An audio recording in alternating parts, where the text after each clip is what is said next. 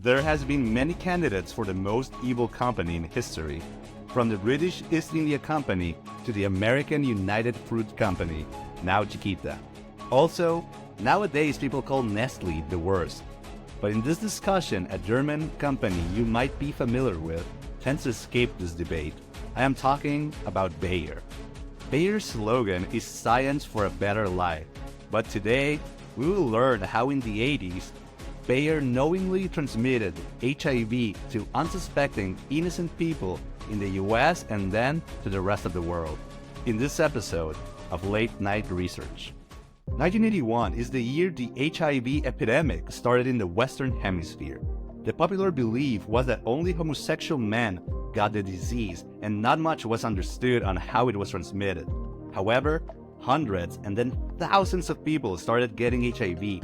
From kids as young as 8 to the elderly, no one knew what was going on. They were not your typical suspects of the time, but they shared something in common. They were all hemophiliacs.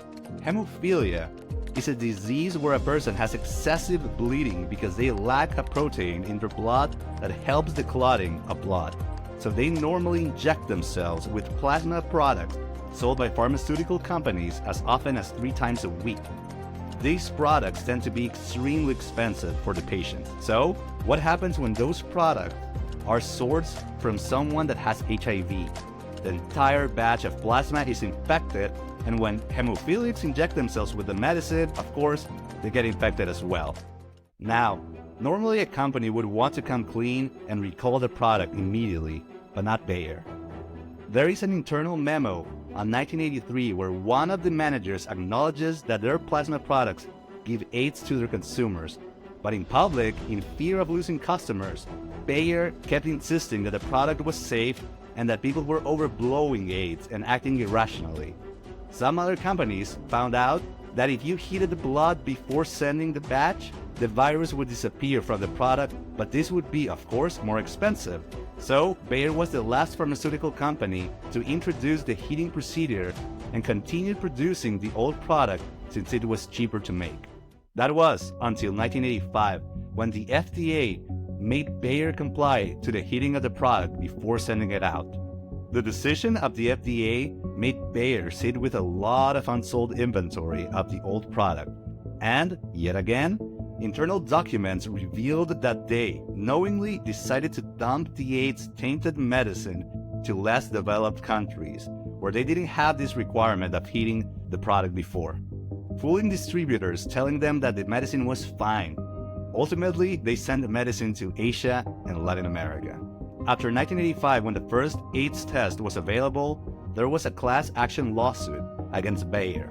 Sidney Wolf saw the internal documents of Bayer and called them the most incriminating documents I have ever seen. Bayer settled in 1987 to pay $100,000 per victim in the US, whose numbers total over 6,000 people infected with the disease. $100,000 for saying, "Sorry we gave you AIDS knowingly," in the worst time for AIDS, when there was no medicine available to make the symptoms better, where it was stigmatized to death and people didn't even want to get close to you because they didn't understand the disease. Of course, outside of the US, the numbers are immeasurable. It's estimated that 2,000 Canadians, 4,000 French, 1,400 Japanese, and many more have been infected, with more than half of those dead. Some victims have settled with Bayer, some we will never know. Bayer's revenue today is over 50 billion euros. If you like this video, please make sure to like and subscribe. Thank you so much for watching.